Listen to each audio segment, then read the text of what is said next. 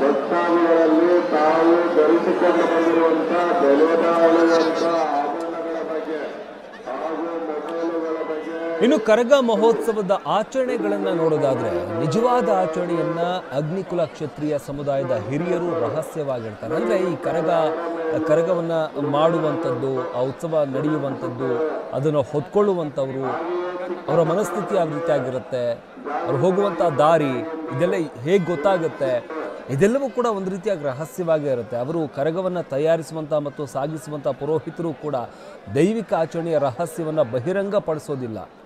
ಯಾಕಂದರೆ ಅದು ಬಹಿರಂಗಪಡಿಸೋದು ಕುಲ ಮತ್ತು ಸಮುದಾಯಕ್ಕೆ ಕೆಟ್ಟದು ಅನ್ನೋ ನಂಬಿಕೆ ಕೂಡ ಇದೆ. ಆಚರಣೆಗಳ ಮೂಲವನ್ನು ನಿರ್ದಿಷ್ಟ ಸಮಯಕ್ಕೆ ಹಿಂದಿನವರು ಅಂತ ಹೇಳಲಾಗುವುದಿಲ್ಲ. ಆದರೆ ಅಗ್ನಿಕುಲ ಕ್ಷತ್ರಿಯರು ಬೆಂಗಳೂರಲ್ಲಿ ನೆಲೆಸಿದ ಸಮಯದಿಂದ ಅಸ್ತಿತ್ವದಲ್ಲಿ ಇದೆ ಅಂತ ನಂಬಲಾಗುತ್ತೆ. ಇದು 11ನೇ ಶತಮಾನಕ್ಕೂ ಮೊದಲೇ ಇತ್ತು. ಈ ಕರಗ ಮಹೋತ್ಸವ ಎಲ್ಲ ಕೂಡ ನಡೀತಾ ಇತ್ತು ಅಂತ ಹೇಳಲಾಗುತ್ತೆ. ಬೆಂಗಳೂರು, ಮಾಲೂರು, ಕೋಲಾರ ಪ್ರದೇಶದಲ್ಲಿ ಅಗ್ನಿಕುಲ ಕ್ಷತ್ರಿಯರು ಈ ಹಬ್ಬವನ್ನು ನಡೆಸ್ತಾ ಬಂದಿದ್ದಾರೆ, ಈಗಲೂ ಕೂಡ ನಡೆಸ್ತಾ ಇದ್ದಾರೆ. ಯಾವ ರೀತಿಯಾಗಿ ದಸರಾವನ್ನು ನಾಡ ಹಬ್ಬ ಅಂತ ನಾವು ಕರಿತೀವಿ, ಅದೇ ರೀತಿಯಾಗಿ ಕರಗ ಮಹೋತ್ಸವವನ್ನು ಕೂಡ ನಾಡ ಹಬ್ಬ ಅಂತ ಹೇಳಿದ್ರೆ ತಪ್ಪಾಗೋದಿಲ್ಲ. ಅಷ್ಟರ ಮಟ್ಟಿಗೆ ವಿಶ್ವವಿಖ್ಯಾತಿಯಾದಂತಹ ಕರಗ ಮಹೋತ್ಸವ ಇದು. ಕರಗ ಉತ್ಸವಕ್ಕೆ ಈಗ ಕ್ಷಣಗಣನೆ ಆರಂಭವಾಗಿದೆ. ನೀವು ನೋಡ್ತಾ ಇರುವಂಥದ್ದು TV9ನ ನೇರ ದೃಶ್ಯಾವಳಿಗಳು. ತೆಗಳರಪೇಟೆಯ ಧರ್ಮರಾಯಸ್ವಾಮಿ ದೇವಾಲಯ ಏನಿದೆ ಅಲ್ಲಿಂದ ಕರಗ ಉತ್ಸವ ಆರಂಭ ಆಗುತ್ತೆ. ಇಲ್ಲಿಂದ ಸಾಗುವಂತಹ ಕರಗ ಉತ್ಸವ ಬೆಂಗಳೂರಿನ ಅಂದರೆ ಪ್ರಾಚೀನ ಬೆಂಗಳೂರಿನ ಪ್ರಮುಖ ರಸ್ತೆಗಳಲ್ಲಿ ಈ ಒಂದು ಕರಗ ಉತ್ಸವ ಸಾಗುತ್ತೆ. ಬೆಂಗಳೂರು ಸ್ಥಾಪನೆಯಾದಂಥ ಸಂದರ್ಭದಲ್ಲಿ ಬೆಂಗಳೂರು ಯಾವ ರೀತಿಯಾಗಿತ್ತಲ್ಲ, ಹಳೇ ಬೆಂಗಳೂರು ಅಂತ ಏನು ನಾವು ಕರಿತೀವಿ, ಆ ಬೆಂಗಳೂರಿನ ಪ್ರಮುಖ ರಾಜಬೀದಿಗಳಲ್ಲಿ ಈ ಕರಗ ಉತ್ಸವ ಸಾಗುತ್ತೆ. ಅದರಲ್ಲೂ ಕೂಡ ಅದು ಹೋಗಬೇಕಾದಂಥ ಸಂದರ್ಭದಲ್ಲಿ ಯಾವೆಲ್ಲ ದೇವಾಲಯಗಳು ಸಿಗ್ತವೆ ಅಲ್ಲೆಲ್ಲವೂ ಕೂಡ ಪೂಜೆ ಪುನಸ್ಕಾರಗಳನ್ನು ಮಾಡಿಕೊಂಡು ಕರಗ ಉತ್ಸವ ಸಾಗ್ತಾ ಹೋಗುತ್ತೆ. ಇದನ್ನು ನೋಡೋದಕ್ಕೆ ರಾಜ್ಯ ಮಾತ್ರ ಅಲ್ಲ, ಬೇರೆ ಬೇರೆ ರಾಜ್ಯಗಳಿಂದಲೂ ಕೂಡ, ರಾಜ್ಯದ ಮೂಲೆ ಮೂಲೆಗಳಿಂದ ಜೊತೆಗೆ ಬೇರೆ ಬೇರೆ ರಾಜ್ಯಗಳಿಂದಲೂ ಕೂಡ ಸಾಕಷ್ಟು ಜನ ಭಕ್ತಾದಿಗಳು ಆಗಮಿಸ್ತಾರೆ. ಈಗಾಗಲೇ ಲಕ್ಷಾಂತರ ಜನ ಭಕ್ತಾದಿಗಳು ಬೆಂಗಳೂರಿಗೆ ಆಗಮಿಸಿದ್ದಾರೆ ಕರಗ ಉತ್ಸವವನ್ನು ಕಣ್ತುಂಬಿಕೊಳ್ಳುವಂತಹ ಸಲುವಾಗಿ. ಹಲವಾರು ಕಡೆ ಈಗ ಕರಗ ಉತ್ಸವಗಳು ನಡೀತಾ ಇರುವಂಥದ್ದು. ಆದರೆ ಅತ್ಯಂತ ಪೌರಾಣಿಕ, ಐತಿಹಾಸಿಕ, ಪ್ರಸಿದ್ಧ ಮಹೋತ್ಸವ, ಉತ್ಸವ ಅಂತಂದರೆ ಅದು ಬೆಂಗಳೂರಿನ ಕರಗ ಮಹೋತ್ಸವ ಅಂತಲೇ ಹೇಳ್ಬೋದಾಗುತ್ತೆ. ಯಾಕಂದರೆ ಹಲವಾರು ಕಡೆ ಈಗ ಕರಗ ಮಹೋತ್ಸವಗಳು ನಡೀತಾ ಇರುತ್ತೆ. ಆದರೆ ಈ ಒಂದು ಕರಗ ಮಹೋತ್ಸವ ಇದೆಯಲ್ಲ, ಇದು ಬಹಳ ವಿಶಿಷ್ಟವಾದದ್ದು. ಯಾಕೆಂತಂದರೆ 800 ವರ್ಷಗಳಿಗೂ ಹೆಚ್ಚಿನ ಇತಿಹಾಸವುಳ್ಳಂತಹ ಕರಗ ಮಹೋತ್ಸವ ಅಂತಲೇ ಹೇಳ್ಬೋದಾಗುತ್ತೆ. ಆ ಕರಗ ಮಹೋತ್ಸವಕ್ಕೆ, ಈ ಬಾರಿಯ ಕರಗ ಉತ್ಸವಕ್ಕೆ ಕ್ಷಣಗಣನೆ ಆರಂಭವಾಗಿದೆ. 12:30ಕ್ಕೆ ಆರಂಭ ಆಗಬೇಕಾಗಿತ್ತು ಕರಗ ಮಹೋತ್ಸವ. ಆದರೆ ಮಳೆ ಬಂದಂತಹ ಕಾರಣದಿಂದಾಗಿ 1:30ಕ್ಕೆ ಕರಗ ಮಹೋತ್ಸವ ಆರಂಭ ಆಗುತ್ತೆ. ಈಗಾಗಲೇ ಎಲ್ಲ ರೀತಿಯಾದಂಥ ಸಿದ್ಧತೆಗಳನ್ನು ಕೂಡ ಮಾಡಿಕೊಳ್ಳಲಾಗಿರುವಂಥದ್ದು. ಒಂದು ಕಡೆ ಕರಗ ಮಹೋತ್ಸವದಲ್ಲಿ ಯಾವುದೇ ರೀತಿಯಾದಂಥ ಅಹಿತಕರ ಘಟನೆಗಳು ನಡೀಬಾರ್ದು ಅನ್ನೋ ಒಂದು ಕಾರಣಕ್ಕಾಗಿ ಪೊಲೀಸ್ ಬಿಗಿ ಭದ್ರತೆಯನ್ನು ಕೂಡ ನಿಯೋಜಿಸಲಾಗಿದೆ.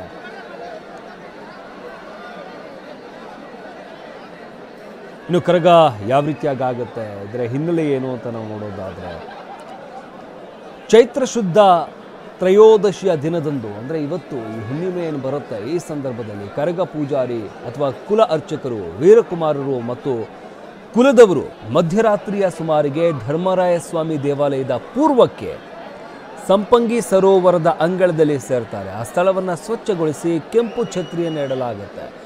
ಇದೆಲ್ಲ ಸಿದ್ಧತೆಗಳು ಯಾವ ರೀತಿಯಾಗಿ ಆಗುತ್ತೆ, ಕರಗ ಯಾವ ರೀತಿಯಾಗಿ ನಡೆಯುತ್ತೆ ಅಂತ ನಾವು ನೋಡ್ತಾ ಹೋಗೋದಾದರೆ, 7 ದಿನಗಳಿಂದ ಉಪವಾಸದಲ್ಲಿ ಇರುವಂತಹ ವೀರಕುಮಾರರು ತಮ್ಮ ಕತ್ತಿಗಳನ್ನು ಅರ್ಧಚಂದ್ರಾಕಾರದಲ್ಲಿ ಜೋಡಿಸ್ತಾರೆ. ನಂತರ ಕುಲ ಅರ್ಚಕರ ನಿರ್ದೇಶನ ಮತ್ತು ಕುಲ ಹಿರಿಯರ ನೇತೃತ್ವದಲ್ಲಿ ಕರಗವನ್ನು ಕೆಂಪು ಬಟ್ಟೆ, ಮಲ್ಲಿಗೆ ಮಾಲೆಗಳು, ಪೂಜೆಗಾಗಿ ಅರಿಶಿನ ಕುಂಕುಮದಿಂದ ಅಲಂಕರಿಸಲಾಗುತ್ತೆ. ರಾತ್ರಿಯ 3ನೇ ಗಂಟೆಯ ಸುಮಾರಿಗೆ ಹಸಿ ಕರಗದ ಸಿದ್ಧವಾಗುತ್ತೆ. ಈ ಹೊತ್ತಿಗೆ ಕರಗವನ್ನು ಹೊತ್ತಂತಹ ಕರಗ ಪೂಜಾರಿ ಮಲ್ಲಿಗೆ ಹೂಗಳಿಂದ ಅಲಂಕರಿಸಲ್ಪಡುತ್ತದೆ. ಪೂಜಾರಿ ಮಹಾ ಮಂಗಳಾರತಿಯನ್ನು ಮಾಡ್ತಾರೆ. ನಂತರ ಕರಗ ಉತ್ಸವ ಸಾಗ್ತಾ ಹೋಗುತ್ತೆ. ಬಟ್ ಒಂದಷ್ಟು ಆಚರಣೆಗಳು ಅಂದರೆ ಈ ಕರಗವನ್ನು ಯಾವ ರೀತಿಯಾಗಿ ಮಾಡ್ತಾರೆ ಎಲ್ಲವೂ ಕೂಡ ಗುಟ್ಟಾಗೇ ಇರುತ್ತೆ. ನಮ್ಮ ಜೊತೆ ನೇರ ಸಂಪರ್ಕದಲ್ಲಿ ಶಾಂತಮೂರ್ತಿ ಜಾಯ್ನ್ ಆಗಿದ್ದಾರೆ. ಶಾಂತಮೂರ್ತಿ, ಹೇಳ್ತಾ ಇದ್ರಿ, ಹಲವಾರು ವಿಚಾರಗಳನ್ನು ಶೇರ್ ಮಾಡ್ಕೊಳ್ತಾ ಇದ್ರಿ ಕರಗ ಉತ್ಸವಕ್ಕೆ ಸಂಬಂಧಪಟ್ಟಂತೆ. ಇನ್ನು ಸ್ವಲ್ಪ ತಡ ಆಗುತ್ತೆ ಅಂತ ಹೇಳಲಾಗ್ತಾ ಇರುವಂಥದ್ದು. ಈಗ ಅಲ್ಲಿ ವಾತಾವರಣ ಯಾವ ರೀತಿ ಆಗಿದೆ, ಎಷ್ಟೊತ್ತಿಗೆ ಕರಗ ಹೊರಡುತ್ತೆ?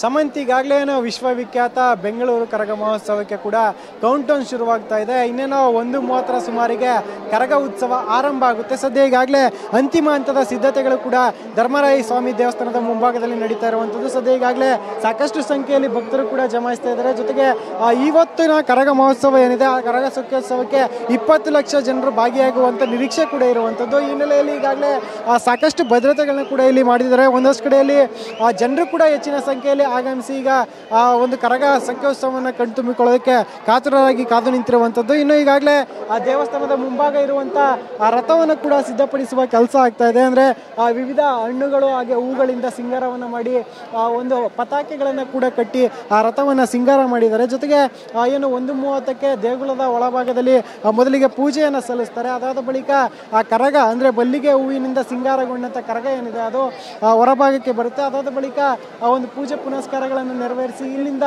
ಒಂದು ಮೆರವಣಿಗೆ ಹೊರಡುವಂಥ ಕೆಲಸ ಕೂಡ ಆಗುತ್ತೆ. ಇನ್ನು ಈ ಕರಗದ ಹಿನ್ನೆಲೆಯನ್ನು ಕೂಡ ಗಮನಿಸ್ತಾ ಇದ್ದಾಗ ಸಾಕಷ್ಟು ವರ್ಷಗಳಿಂದ ಕರಗ ಮಹೋತ್ಸವವನ್ನು ಅದ್ದೂರಿಯಾಗಿ ಬೆಂಗಳೂರಲ್ಲಿ ಆಚರಣೆ ಮಾಡ್ಕೊಂಡು ಬರಲಾಗ್ತಿದೆ. ಸದ್ಯ ಈ ಒಂದು ಕರಗಕ್ಕೆ ಒಂದು ಐತಿಹಾಸಿಕ ಮಹತ್ವದ ಜೊತೆಗೆ ಆ ಪರಂಪರೆ ಕೂಡ ಇರುವಂಥದ್ದು. ಅಂದರೆ ಈ ಒಂದು ದ್ರೌಪದಿ ಹಾಗೆ ಧರ್ಮರಾಯ ಸ್ವಾಮಿ ದೇವಸ್ಥಾನ ಏನಿದೆ, ಇಲ್ಲಿ ಪ್ರತಿ ವರ್ಷ ನಡೆಯುವಂಥ ಕರಗ ಮಹೋತ್ಸವಕ್ಕೆ ಬೇರೆ ಬೇರೆ ಭಾಗಗಳಿಂದ ಸಾಕಷ್ಟು ಸಂಖ್ಯೆಯಲ್ಲಿ ಭಕ್ತರು ಬಂದು ಸೇರ್ತಾರೆ. ಜೊತೆಗೆ ಕರಗವನ್ನು ಕಣ್ತುಂಬಿಕೊಳ್ಳುವಂಥ ಕೆಲಸವನ್ನು ಕೂಡ ಮಾಡ್ತಾರೆ. ಆದರೆ ಆ ಕರಗವನ್ನು ಗಮನಿಸಿದಾಗ ಪ್ರಮುಖವಾಗಿ ದೇವಸ್ಥಾನದ ಮುಂಭಾಗದಲ್ಲಿರುವಂಥ ರಥ ಏನಿದೆ ಅದರ ಮೇಲ್ಭಾಗದಲ್ಲಿ ಒಂದಷ್ಟು ಬೆಳ್ಳು ಕೊಡಿಗಳನ್ನು ಕೂಡ ಹಾಕಿ ಒಂದು ವಿಶೇಷವಾದ ಅಲಂಕಾರವನ್ನು ಮಾಡಿದ್ದಾರೆ. ಇನ್ನು ಆ ಕರಗ ಅಂದ ತಕ್ಷಣ ಏನಾದರೂ ಅರ್ಥವನ್ನೇ ಗಮನಿಸ್ಬೋದು ನಾವು.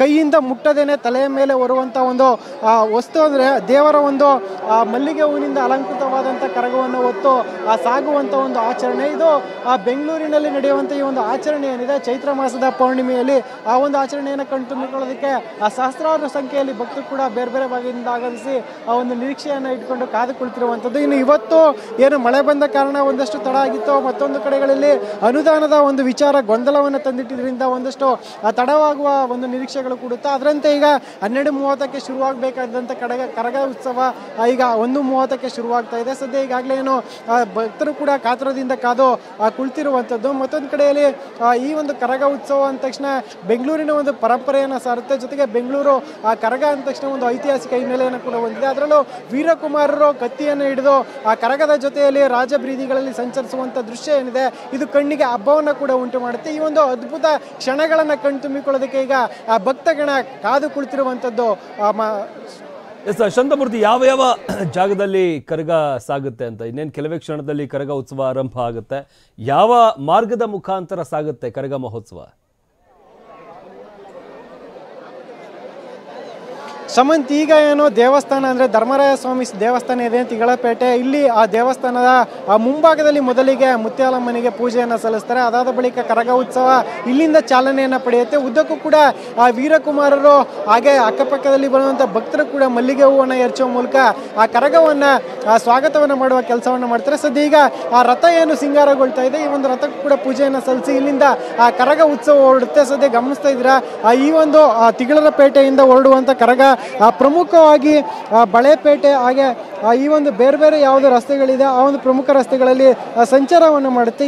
ಈಗಿಂದ ಆರಂಭ ಆಗುವಂಥ ಕರಗ ಏನಿದೆ ಇದು ಬೆಳಗಿನ ಜಾವ 8 ಗಂಟೆಯ ತನಕ ಕೂಡ ನಡೆಯುವಂಥದ್ದು. ಅದರಲ್ಲೂ ಪ್ರಮುಖವಾಗಿ ಈಗ Kumbarapete, Raja market circle, city market circle ಹಾಗೆ ಕೋಟೆ ಆಂಜನೇಯ ಸ್ವಾಮಿ ದೇವಸ್ಥಾನಕ್ಕೆ ಮೆರವಣಿಗೆ ಹೋಗುತ್ತೆ. ಅಲ್ಲಿ ಕೋಟೆ ಆಂಜನೇಯನಿಗೆ ಪೂಜೆಯನ್ನು ಸಲ್ಲಿಸಿ ಅಲ್ಲಿಂದ ಸಿಟಿ ಮಾರ್ಕೆಟ್ನ ಸರ್ಕಲ್ ಏನಿದೆ ಅಲ್ಲಿಂದ ಪೊಲೀಸ್ ರಸ್ತೆಯ ಮೂಲಕ ಒಂದು ಪಯಣ ಹೊರಡುತ್ತೆ. ಜೊತೆಗೆ ಕೊನೆಯದಾಗಿ ವಿಶೇಷವಾಗಿ ಗಮನಿಸಬೇಕಾದ ಅಂಶ ಅಂದರೆ ಮಸ್ತಾನ್ ಸಾಬ್ ಮಸ್ತಂದಬ್ ದರ್ಗಾ ಏನಿದೆ ಆ ಒಂದು ದರ್ಗಕ್ಕೆ ಪ್ರತಿ ವರ್ಷ ಪೂಜೆಯನ್ನು ಸಲ್ಲಿಸಿ ಆ ಕರಗ ಮಹೋತ್ಸವವನ್ನು ಅದ್ದೂರಿಯಾಗಿ ಆಚರಣೆ ಮಾಡಲಾಗುತ್ತೆ. ಅದೇ ರೀತಿಯಲ್ಲಿ ಮಸ್ತಂದಬ್ ದರ್ಗಾಕ್ಕೂ ಕೂಡ ಒಂದು ಕರಗ ಉತ್ಸವ ಭೇಟಿಯನ್ನು ಕೊಟ್ಟು ಪೂಜೆಯನ್ನು ಪಡೆಯುತ್ತೆ. ಅದಾದ ಬಳಿಕ ಬಳಪೇಟೆ ಸರ್ಕಲ್ ಮೂಲಕ ಅಣ್ಣಮ್ಮ ದೇವಿಯ ದೇವಸ್ಥಾನಕ್ಕೂ ಕೂಡ ಎಂಟ್ರಿ ಆಗುತ್ತೆ. ಗಾಂಧಿನಗರದಲ್ಲಿ ಇರುವಂಥ ಅಣ್ಣಮ್ಮ ದೇವಸ್ಥಾನದಲ್ಲೂ ಕೂಡ ವಿಶೇಷ ಪೂಜೆ ಪುನಸ್ಕಾರಗಳು ನೆರವೇರುತ್ತೆ. ಅದಾದ ಬಳಿಕ ಕಬ್ಬನ್ಪೇಟೆಯ ಮುಖ್ಯ ರಸ್ತೆಯ ಮಾರ್ಗವಾಗಿ ಮತ್ತೆ ಧರ್ಮರಾಯಸ್ವಾಮಿ ದೇವಸ್ಥಾನ ಏನಿತ್ತು ಅಂದರೆ ಎಲ್ಲಿಂದ ಕರಗ ಆರಂಭ ಆಗಿತ್ತು ಅದೇ ಜಾಗಕ್ಕೆ ಆ ಕರಗ ತಲುಪುತ್ತೆ. ಒಟ್ಟಿನಲ್ಲಿ ತಡರಾತ್ರಿಯಿಂದ ಆರಂಭವಾಗುವಂಥ ಈ ಒಂದು ಸಖ್ಯೋತ್ಸವ ಬೆಳಗಿನ ಜಾವದ ತನಕ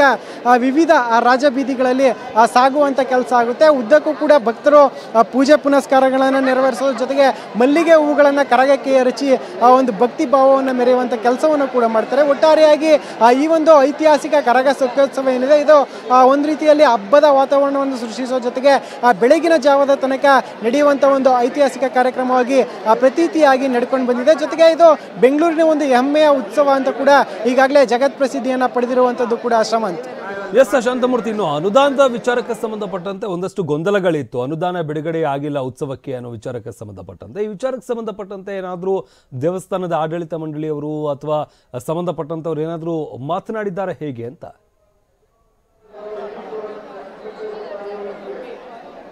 ಶಮಂತ್, ಈಗಾಗಲೇ ಏನು ಬೆಳಗ್ಗೆಯಿಂದ ಕೂಡ ಒಂದು ಕಡೆಯಲ್ಲಿ ಕರಗ ಉತ್ಸವಕ್ಕೆ ಸಿದ್ಧತೆಗಳು ನಡೀತಾ ಇದ್ರೆ ಮತ್ತೊಂದು ಕಡೆಯಲ್ಲಿ ಕರಗ ಉತ್ಸವಕ್ಕೆ ಬಿಡುಗಡೆ ಆಗಬೇಕಾದಂಥ ಅನುದಾನ ಇತ್ತು.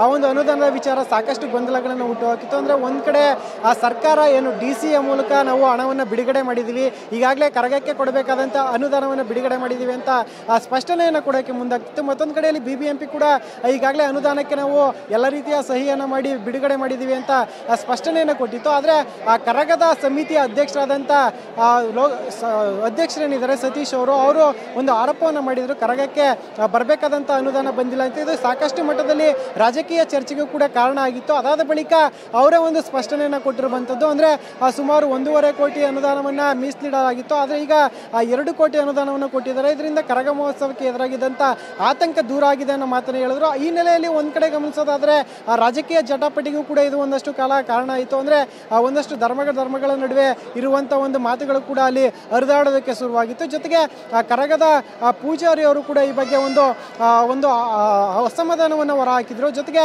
ಅದಾದ ಬಳಿಕ ಈಗ ಏನು ಎಲ್ಲ ರೀತಿಯಲ್ಲೂ ಕೂಡ ಒಂದು ಸ್ಪಷ್ಟನೆ ಸಿಕ್ಕಿದ ಬಳಿಕ ಕರಗ ಮಹೋತ್ಸವ ಯಥಾಸ್ಥಿತಿಯಲ್ಲಿ ಸಾಗೋದಕ್ಕೆ ಈಗ ಅನುವಾಗಿದೆ. ಆದರೆ ಈ ಒಂದು ಗೊಂದಲ ಏನು ಎದುರಾಯಿತು, ಇದರಿಂದಾಗಿ 12:30ಕ್ಕೆ ಶುರುವಾಗಬೇಕಾಗಿದ್ದಂಥ ಕರಗ ಸಖ್ಯೋತ್ಸವ ಈಗ 1:30ಕ್ಕೆ ಶುರುವಾಗುವ ರೀತಿಯಲ್ಲಿ ಸಮಯ ತಡ ಆಗಿದೆ. ಒಂದು ಕಡೆ ಈಗಾಗಲೇ ಸ್ಪಷ್ಟನೆ ಕೂಡ ಸಿಕ್ಕಿರೋದ್ರಿಂದ ಯಾವುದೇ ಒಂದು ವಿಘ್ನ ಇಲ್ಲದೆ ಕರಗ ಮಹೋತ್ಸವ ನಡೆಯುವ ಸಾಧ್ಯತೆಗಳು ಕೂಡ ಈಗಾಗಲೇ ಹೆಚ್ಚಾಗಿರುವಂಥದ್ದು. ಜೊತೆಗೆ ಈಗಾಗಲೇ ಅದಕ್ಕಾಗಬೇಕಾದಂಥ ಫೈನಲ್ ಹಂತದ ಅಂದರೆ ಅಂತಿಮ ಹಂತದ ಸಿದ್ಧತೆಗಳು ಕೂಡ ಎಲ್ಲ ಭರದಿಂದ ಸಾಗಿರುವಂಥದ್ದು. ಶಮಂತ್, ಧನ್ಯವಾದ ಶಾಂತಮೂರ್ತಿ. ಮತ್ತಷ್ಟು ಮಾಹಿತಿಯನ್ನು ನಿಮ್ಮಿಂದ ಪಡ್ಕೊಳ್ತಾ ಹೋಗ್ತೀನಿ.